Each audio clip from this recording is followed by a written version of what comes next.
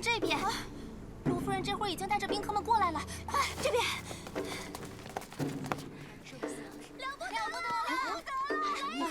那不是世子辛纳的夫人吗？出什么事儿了？了不得了！卢夫人出事了！快说什么事？宴席中不知是哪位宾客在桃林内调戏库迪大娘，我们实在拦不住。竟有这样的事，快带我去。是。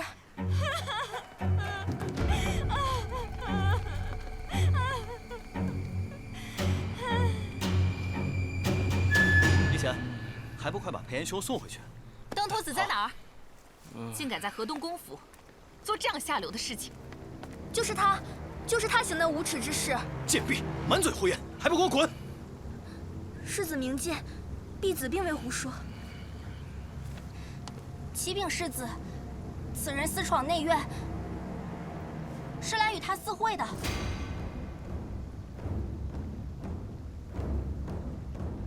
世子方才不在，没看到他们两个。哎，你休得胡说！分明是他说。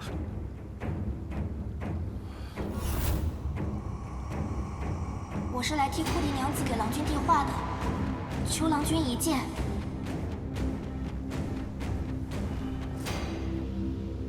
难道库迪娘子约我见面是假？有人要陷害我与她有私情才是真的。此时若我说出真相，那旁人看来就是承认与她私会了。这可如何是好？回禀世子，婢子并未胡说。适才，我与阿桃陪同世子的新夫人，路过桃林时，捡到了这个。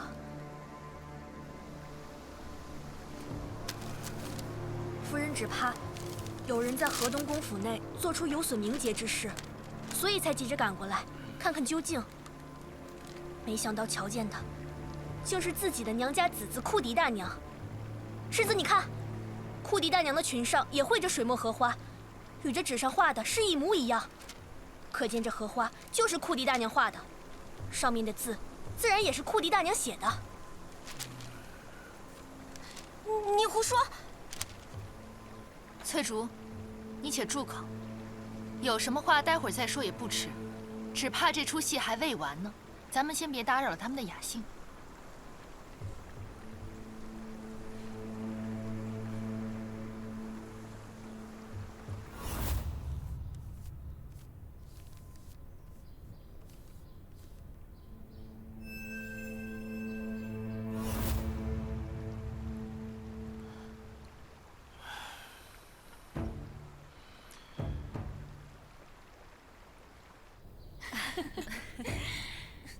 大长公主，我不想活了！库迪大娘她……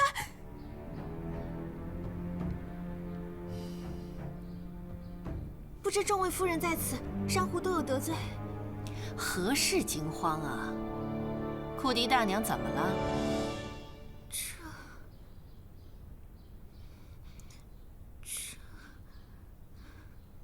又没外人，说吧。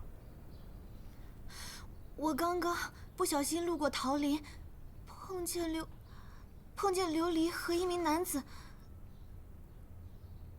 正在私通。珊瑚，这事儿可不能玩笑，你可看清楚了？回禀阿家，我方才路过桃林，看见琉璃的婢女正在桃林外站着，我便上前询问，他家娘子命他守候。自己进入桃林许久，他也是担心库迪大娘的安危。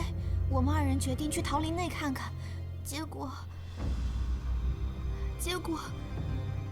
就看到琉璃正在和一名男子幽会。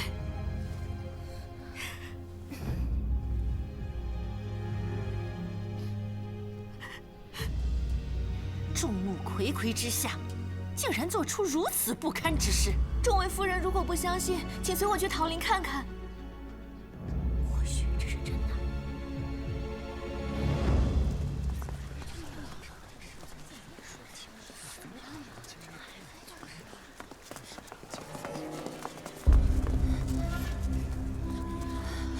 清醒点。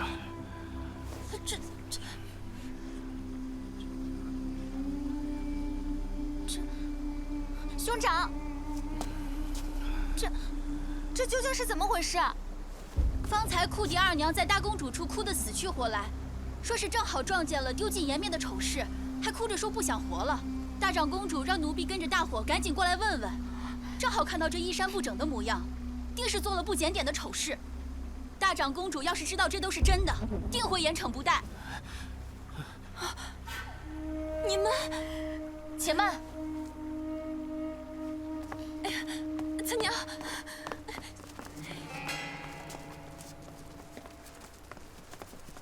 请问库迪大娘，适才这边到底发生了何事？夫人问得好，我也一直在纳闷呢，不知这究竟发生了何事。阿春、阿桃和我亲眼所见，怎会有假？分明是你们二人友情在先，众目睽睽之下还敢狡辩，你对得起谁？珊瑚，你是血口喷人！你闭嘴！你不过是我的妾，这里不容你胡说。方才之事，分明是有人故意陷害我家夫君。此事今日若不查清楚，我绝不善罢甘休。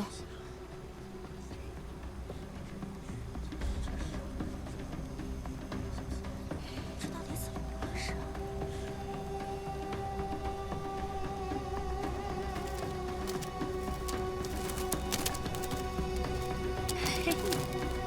看这小样。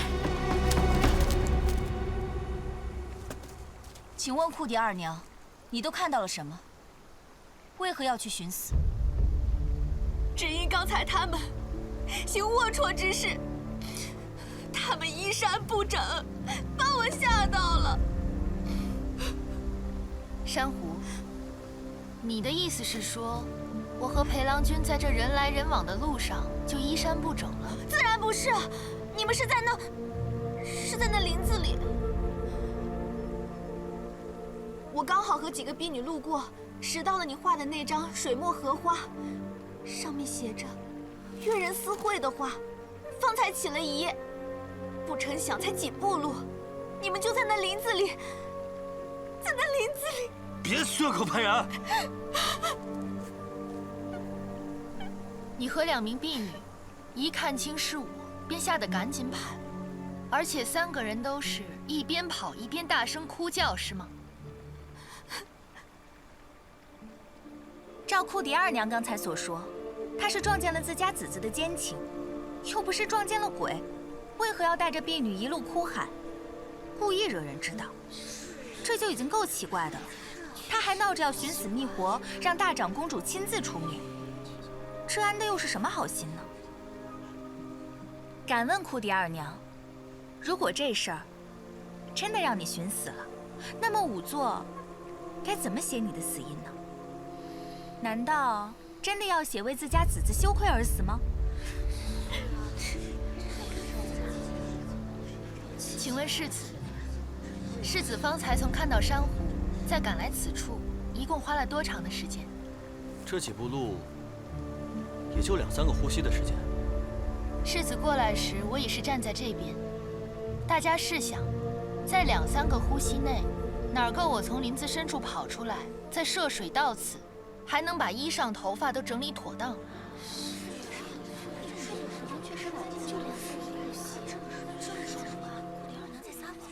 这个贱人，好大的胆子！娘子，你是糊涂了吗？咱们分明先是吓得跑了出来，不知道如何是好。他们2个又从林子里追到了这儿，库迪大娘还言语要挟，吓唬你不许说出去，你这才哭起来就跑出去了。正是，我原是吓糊涂了，所以才词不达意。好，即便算是你记错好，不知你可还记得，这名婢女当时身在何处？她是你的婢子啊，所以她一定会在路口帮你俩把风。翠竹，既然珊瑚都这么说了，那你便向大家讲一讲方才都发生了什么。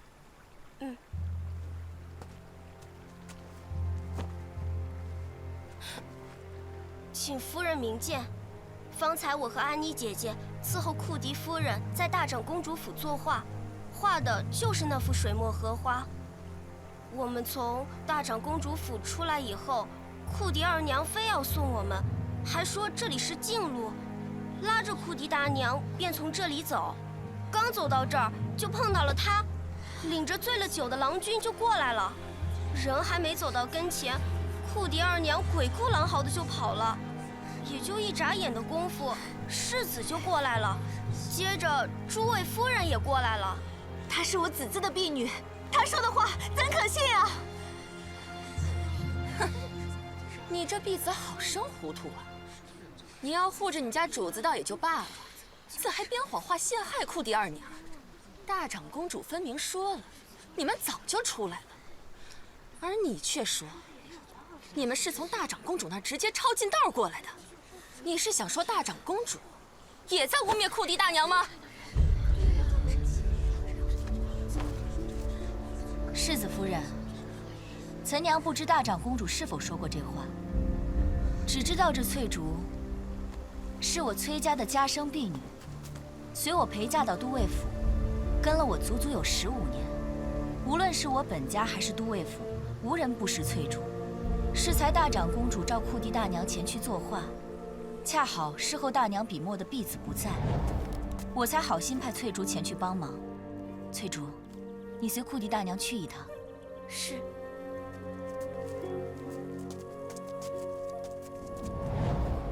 这前后总共不过1个时辰，我的贴身婢女，又怎会帮着外人来骗我？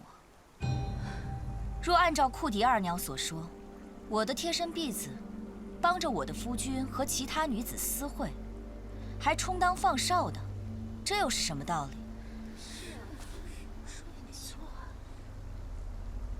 还请世子夫人替我与众人分解分解。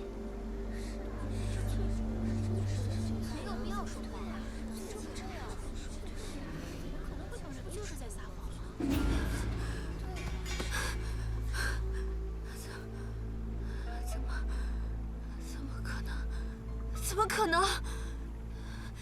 你胡说！你胡说！这婢子分明是跟着我子嗣的，她是我子嗣的婢子，怎么是你的婢女啊？大家都知道，我平时不爱走动，所以府上的人不认识翠竹不足为奇。还好今日河东公府贵宾云集，横竖有我裴家和崔家的亲友认识翠竹，他们不知此番变故，所以不会偏袒我和我的夫君，更不会偏袒库迪大娘。还请诸位随我一起去问问，便知我有没有胡说。哎，岑娘，岑娘，此事是我一时失察，岑娘还是莫要将此事闹大了，否则只怕对裴氏家族的名誉有损呐。世子夫人也知道此事有关裴氏家族名誉啊，难道我的夫君就不是裴氏子弟？难道库迪大娘就不是裴氏之妇吗？今日此事若不查清楚，裴氏家族的声誉才真是一丝都不剩了。夫人，请等我一等。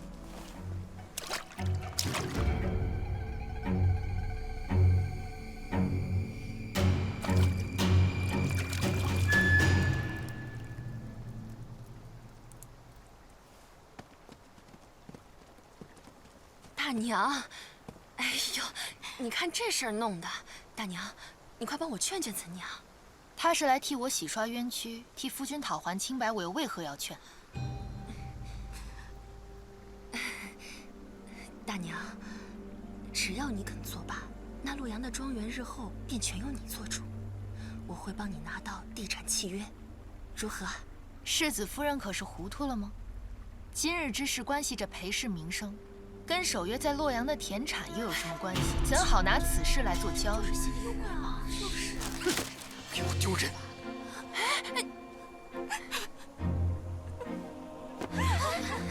娘子，哎呦，起来，快扶起来，起来！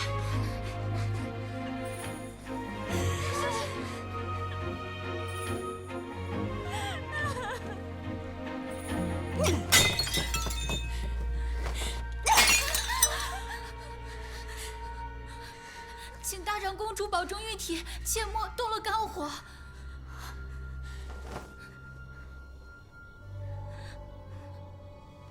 阿崔呢？还有珊瑚那个贱人呢，一个个都死哪儿去了？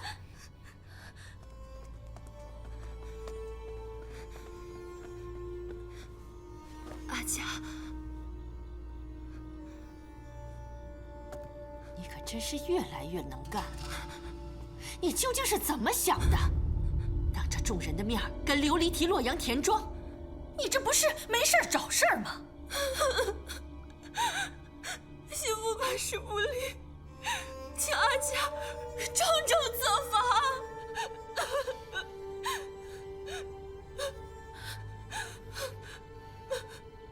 珊瑚呢？回阿家，珊瑚受重罚后正在房里休息。休息？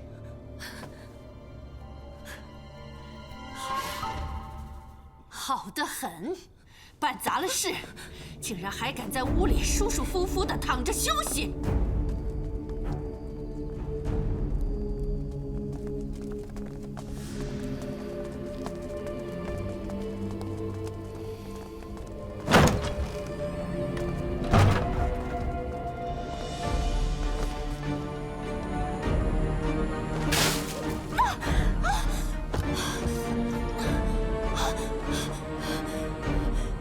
珊瑚有负大长公主重托，请大长公主再给我一次机会吧。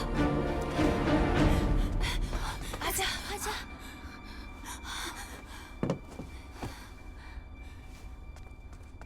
奴婢这就去太医署请御医。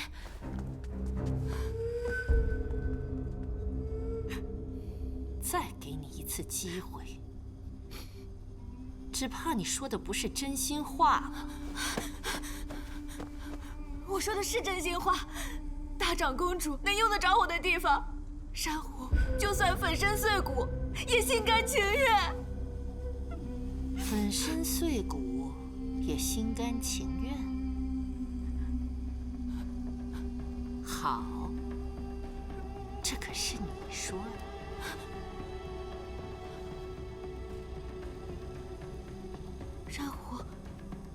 珊瑚就算粉身碎骨也心甘情愿。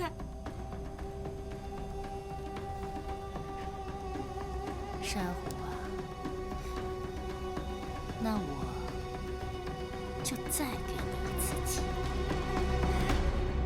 来人，把珊瑚拖下去，加法伺候，给我狠狠的打，没我的吩咐可不许提。不要！不要！大长公主饶命啊！大长公主饶命啊！大崔，你自己去领10个板子，再敢做错事，和珊瑚一样。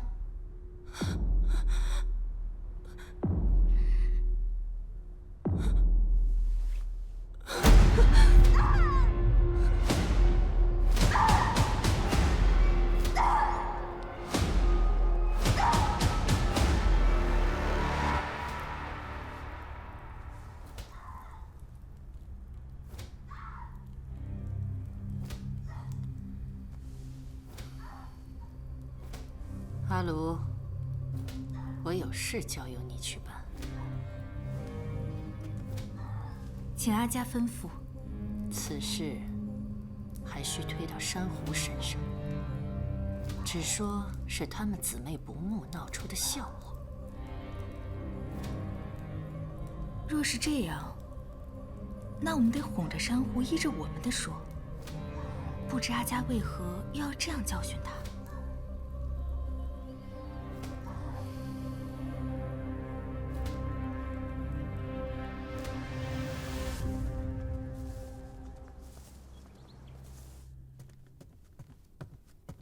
郎君、娘子，河东公府那边又有新动静了。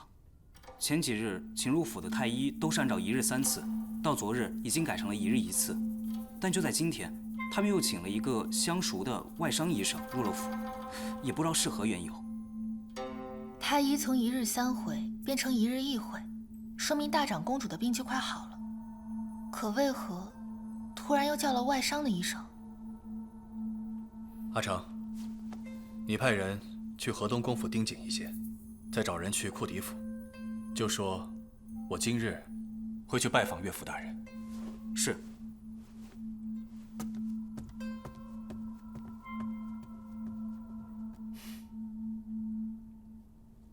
阿曹，你莫怪我心狠啊！我早就告诫过你，人家琉璃现在已经今非昔比了，万不可再造次。珊瑚刚嫁过河东公府几日啊，就闹出这种是非来。人家琉璃虽然没跟我说，但外面已经传得沸沸扬扬，说什么珊瑚记恨自家子嗣，在人家大长公主的芙蓉宴上做局，陷害子嗣的名声。今日守约下帖说要过来，定是来讨说法的。你们不想好就罢了，干嘛要连累我的前程？王君，裴明府的马车已经到了。到了啊！快把他的门锁上！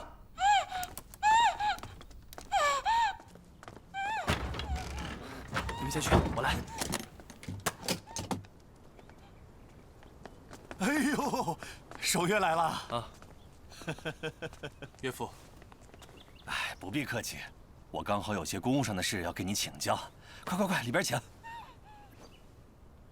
啊，我刚好准备了一些上等的茶叶，一直都没舍得喝，就等着你来煮呢。快，里边尝一下。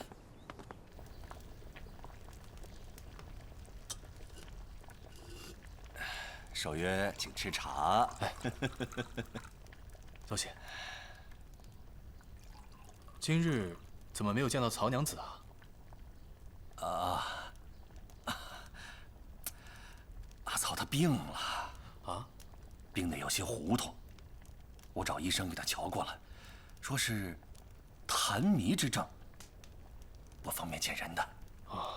所以我给他安排到厢房去静养了。夏日炎炎，想必是有些中暑了。是的。正好，小婿啊，在家里准备了一些解暑的瓜果冰盘。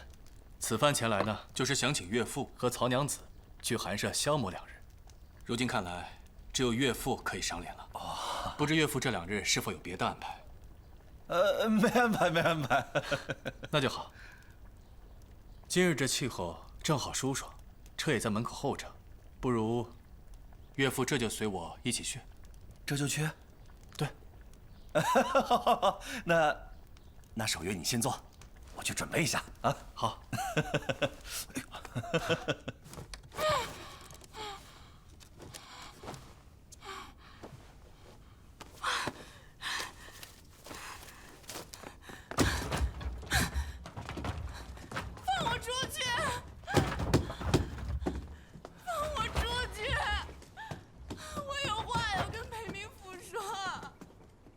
守约，不要理他。冤有头，债有主。当年对不起琉璃和他阿娘的人是我罪有应得。求你们救珊瑚一命啊！她是琉璃的亲妹子啊！若你们这般狠心，姊妹相残，会有报应的。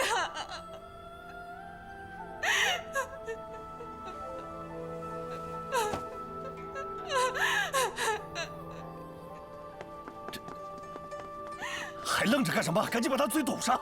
是。慢着。既如此，我倒想听听曹娘子的道理。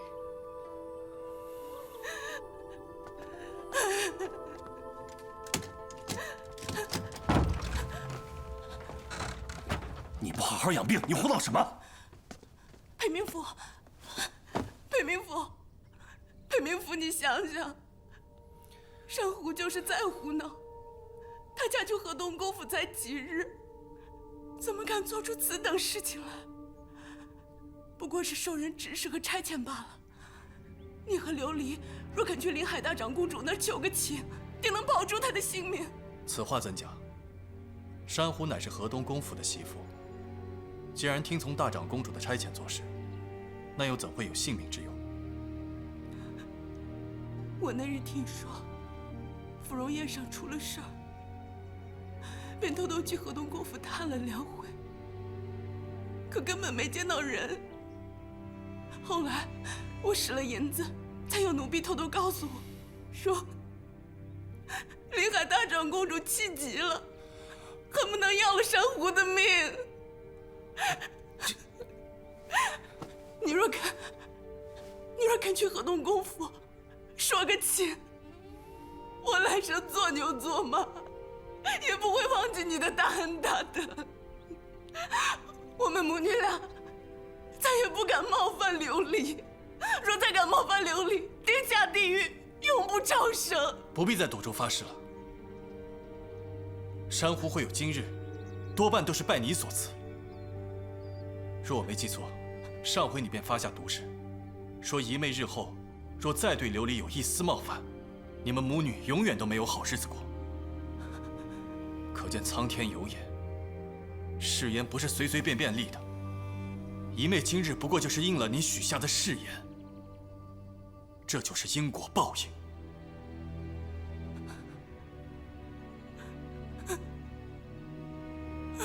岳父，请。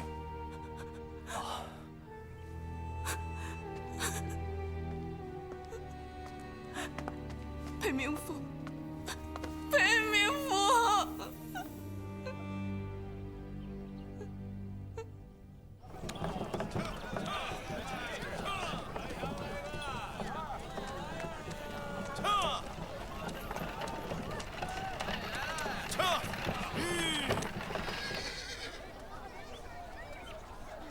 岳父，请稍后。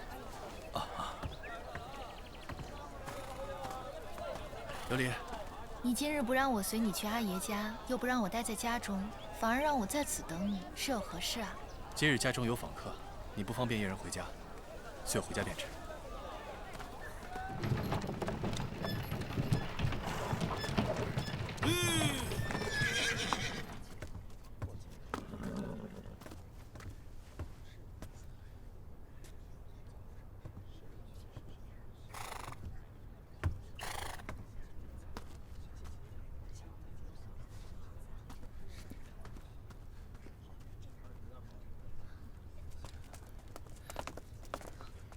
郎君、娘子、库迪大人，这河东公府的卢夫人突然到访，还从车上抬下了一个病恹恹的女子，说是来给娘子负荆请罪的。我说二位不在，她却坚持要等。我看他们在门外太有失体统了，就把他们请了进去。现在一行人都在前院的厅堂里等着呢。那女子莫非是珊瑚？阿成，去秋院把萧医师请到厅堂来。是。岳父。这卢夫人是临海大长公主的二儿媳，她突然造访，又抬了人来，想必大长公主对珊瑚用了家法。家法？这可如何是好啊？小婿本来是想请岳父来闲度几日，却没想到遇到这样的事情。如今之计，还是先去看看吧。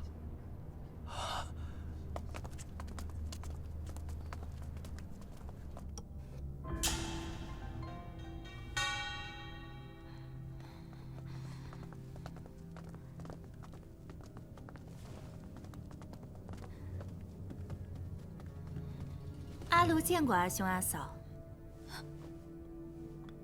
阿卢今日冒昧前来，还请兄嫂恕罪。卢夫人莫多礼，这位是我阿爷。请问卢夫人，珊瑚这是怎么了？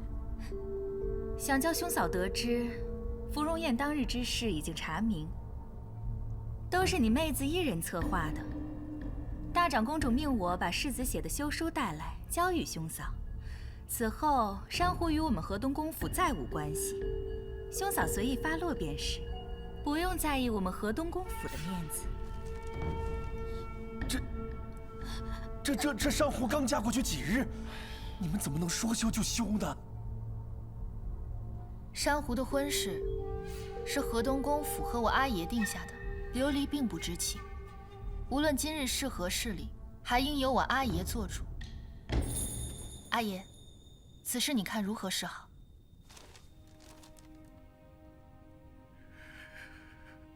都怪我一时糊涂，这如今不均考的鸡犬不宁，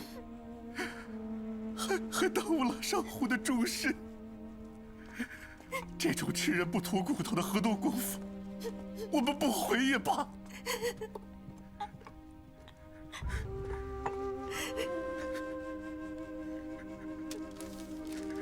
珊瑚啊，阿爷带你回家。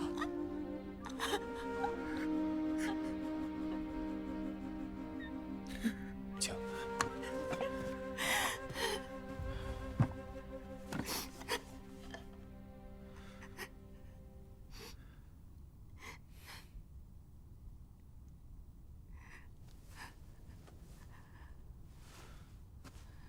裴明府，冒昧问一句，这小娘子的伤怎么拖到这般时辰？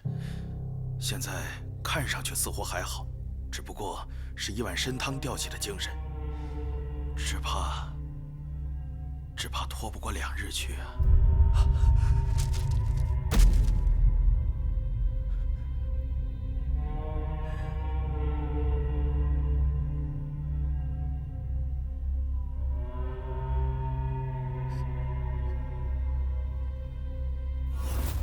珊瑚的性命留不得了，将他打个半死，再用参汤吊着小命丢到裴守约府上，交由琉璃处置。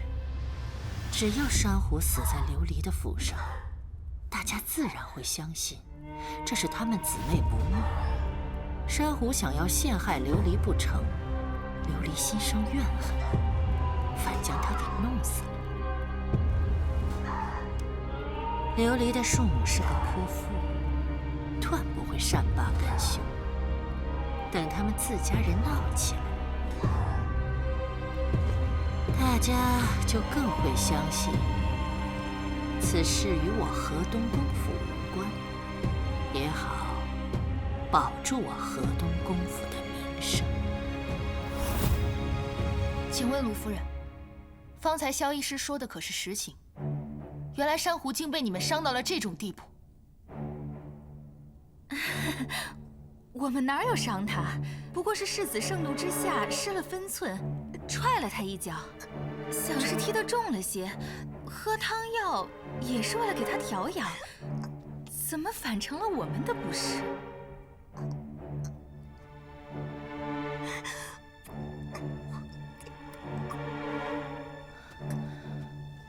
珊瑚，你想说什么？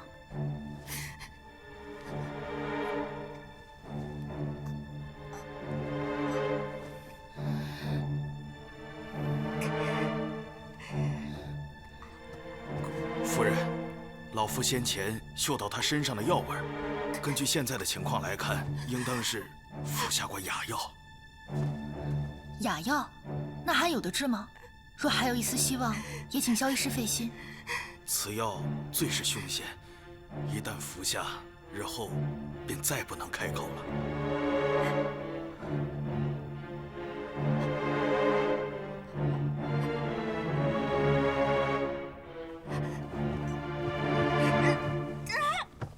请问萧医师，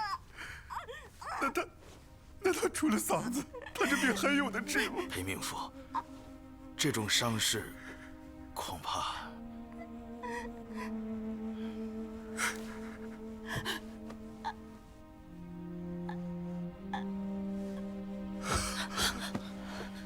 还请医师再试上一试，裴某感激不尽。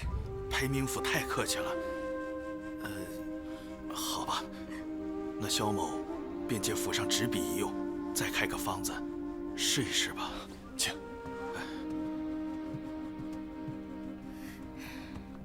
珊瑚吉人天相，又有神医妙手，定不会有事的。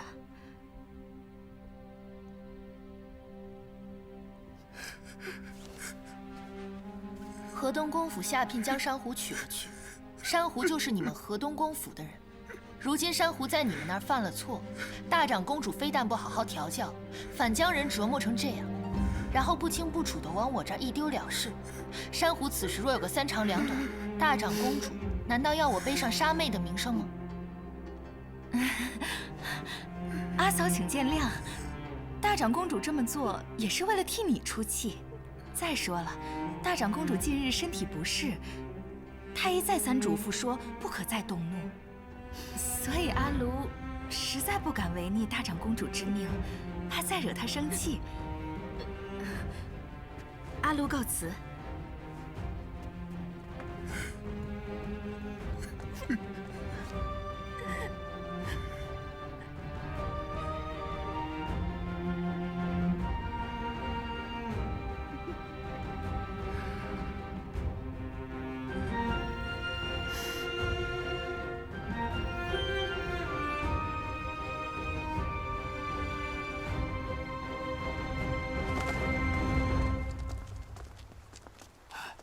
见过卢夫人。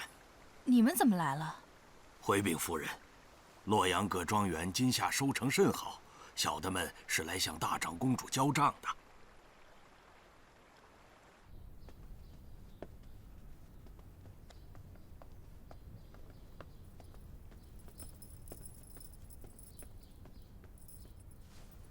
阿佳，交代你的事情都办妥了。回阿家的话，我已将珊瑚送去了裴府，亲手交给了琉璃。在这之前，也按您的吩咐给他喝下了哑药，以防他还有力气胡乱说话。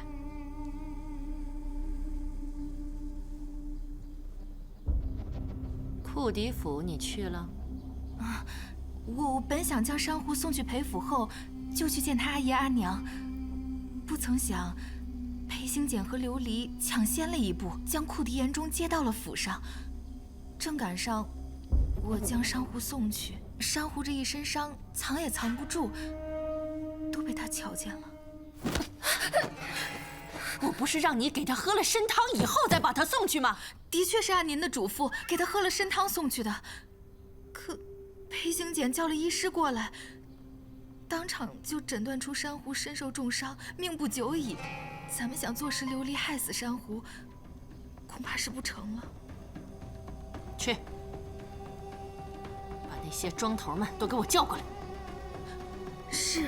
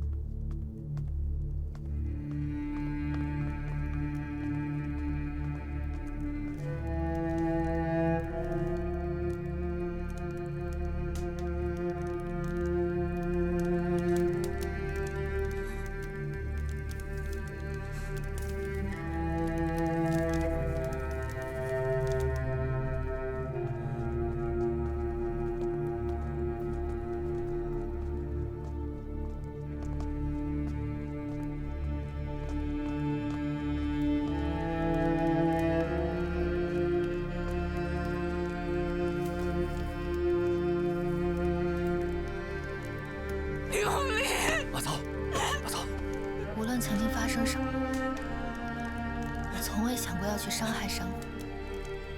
所发生的一切，也都是珊瑚他自己做出的选择罢了。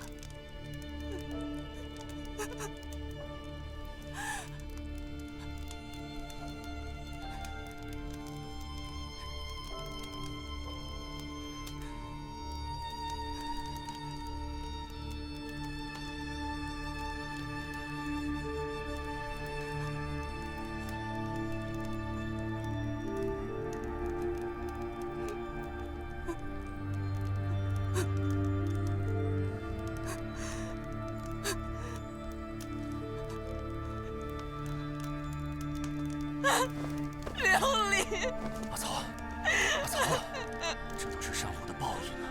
别再说了。